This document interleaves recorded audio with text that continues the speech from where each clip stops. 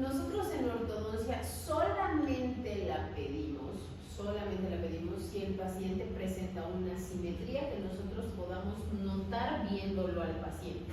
Obviamente todos somos en algún grado asimétricos, todos tenemos, o sea, no sé, había un tiempo eso que estaban haciendo todos en las redes sociales, que se dividían en dos la cara y se ponían del mismo lado al otro lado, o sea, el mismo lado, tú del lado derecho a tu lado izquierdo, y no eran la misma persona, ¿verdad? Porque tu cara tiene cierto grado de asimetría que no debería notarse, pero si tú a simple vista notas esa asimetría en el paciente, entonces ahí sí pedimos una AP o anteroposterior para ver asimetrías craneofaciales, ¿no? Porque hay que ver dónde está el problema. Por ahí está en la rama, por ahí está en el cóndilo, o por ahí netamente la asimetría es funcional, ¿no? Que el paciente solo por comodidad lleva su mandíbula a un lado. Entonces aquí, midiendo, porque hay también cefalometrías para anteroposterior, podemos saber si hay, si es por un problema de falta de crecimiento de la rama o si es quizás un problema solamente funcional. ¿Ya? Es todo lo que les he dicho. Y otra cosa, eso también se la solicita cuando se va a hacer un tratamiento de ortodoncia combinado con cirugía ortognática, ¿no? Entonces, un paciente que tiene algún desorden óseo, ya sea maxilar, mandibular o de ambos, entonces también con lo que pedimos esta radiografía para hacer un diagnóstico y ver que no tenga ninguna asimetría que se pueda corregir igual al momento de la cirugía. ¿Ya? Solamente para eso la pedimos. Obviamente no les voy a enseñar a hacer cefalometría anteroposterior porque es muy rara la ocasión que la pedimos. Bueno, es muy rara, pero tendríamos que hacer, pues si hacen ortodoncia, ahí van a aprender cómo es la cefalometría. Ok, ahora sí, nos vamos al estudio de la teleradiografía o como se la conoce también, lateral de cráneo. ¿Ya?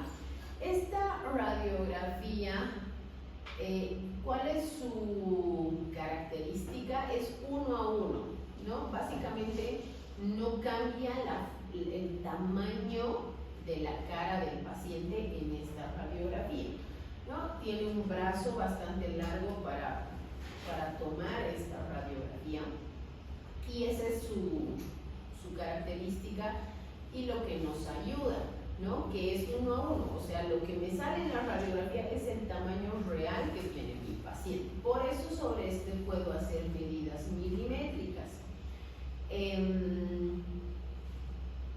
Por ejemplo, cuando estábamos en clases virtuales por la pandemia, o sea, les tenía que, ¿cómo avanzábamos clases ahí? Les tenía que dejar una hoja de estas en la fotocopiadora para que ellos vengan en el tiempo que podían, se hagan fotocopiar, o sea, varias, no todas mis hojas les dejaba. Y hacíamos juntos en clase, ¿no? Les explicaba cómo hacer y ellos medían y si les salía el mismo resultado era pues que estábamos haciendo bien, ¿no? Pero si salía otras cosas, pues obviamente no estaban haciendo bien y no estaban entendiendo el proceso. Pero tenía una de sus compañeras que vivía, no me acuerdo en dónde, creo que se fue de viaje, se fue a su pueblo entonces ella hizo imprimir, pero no es lo mismo, por más de que estaba en PDF, a ella le salía completamente diferente los valores, porque obviamente ha debido disminuir de tamaño o aumentar, qué sé yo. Entonces salió otra cosa diferente. Por eso es que si no se los van a hacer en un centro radiológico, ¿no? Que hacen todo este estudio cefalométrico, hay que obtener la radiografía y calcar de la radiografía a un papel, puede ser un papel cefalométrico, un papel cebolla, pero tenemos que tener mejor si no es, porque también nos entregan en digital y fácilmente lo podríamos hacer imprimir, pero puede variar, es mejor siempre calcar, a menos de que usen programas, como les digo, para hacer cefalometría directamente de manera digital. Pero en este caso ahí tú pones los puntos y el programa te lo hace, ¿ya? Pero si no, es mejor siempre calcar. Ok, indispensable para tratamientos de ortodoncia hacer una cefalometría, ¿ya? O con la radiografía lateral del cráneo.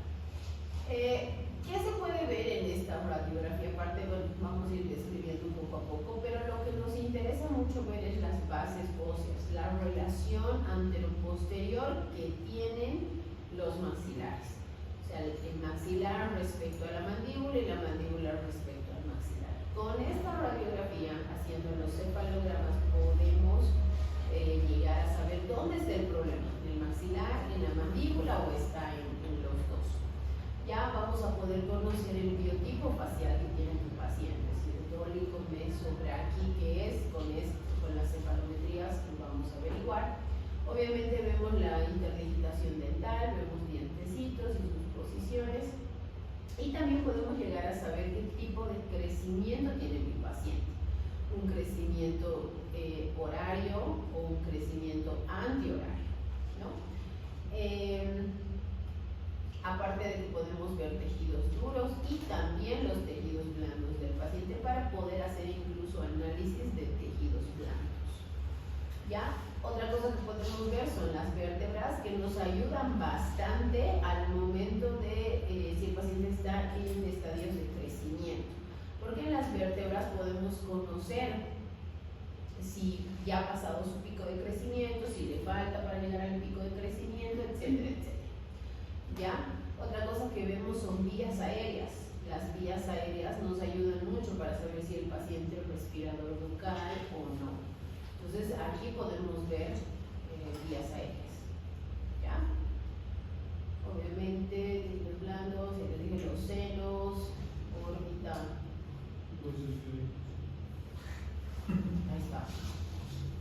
Pero ese no lo, ahorita no. Por ahí está. ¿Quién ha dicho? ¿Quién ha dicho conducto auditivo externo? Eso has hablado con el radio. No, es que nosotros vamos a estudiar. Y YouTube, por ahí. Así. Ya. Ok, para tomar esta radiografía, que es la lateral de cráneo, el paciente se sitúa a 1 metro aproximadamente del dispositivo radiográfico, o sea, por eso les digo, tiene un brazo que llega a medir 1.2 metros, que eso es lo que hace que la radiografía sea 1 a 1, ¿no? Que sea del mismo tamaño. Y bueno, va a tener unos posicionadores que mantienen tu cabeza en la posición que debe estar, unas olivas que igual se entran ahí en los oíditos.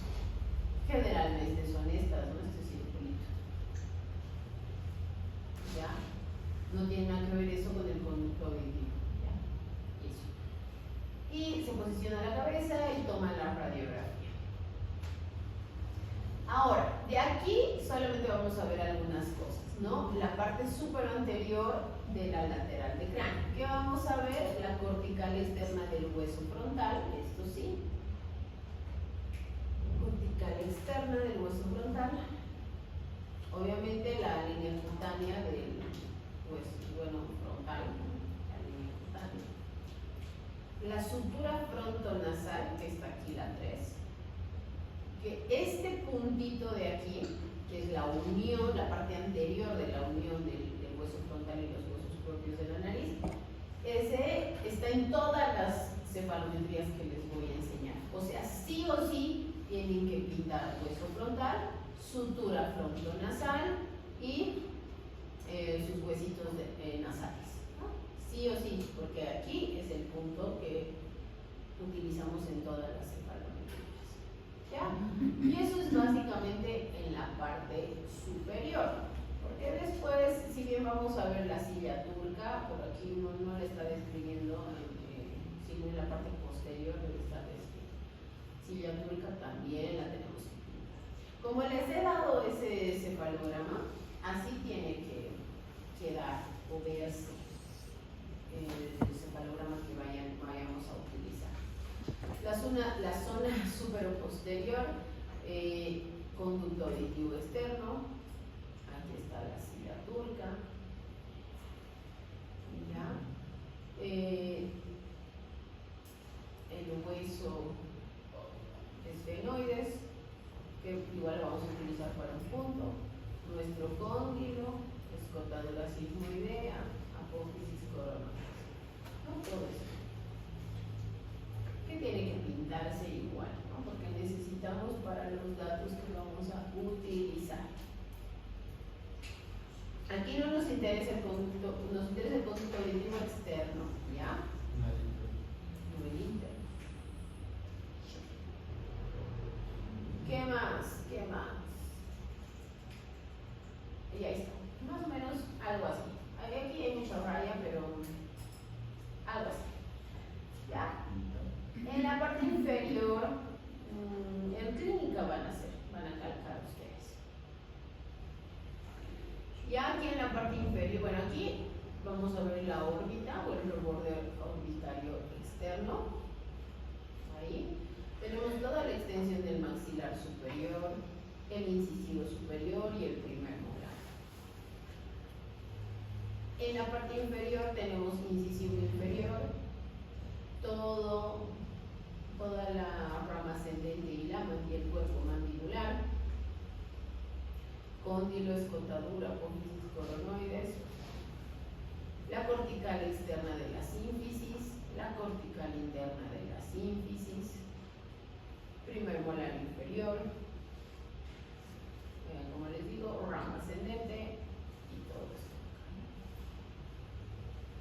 Y todos los tejidos blandos, todo el perfil del tejido blanco, incluyendo los orificios nasales. ¿Ya? Y aquí faltan las vías aéreas, que eso también para una cefalometría la necesitamos, ¿no?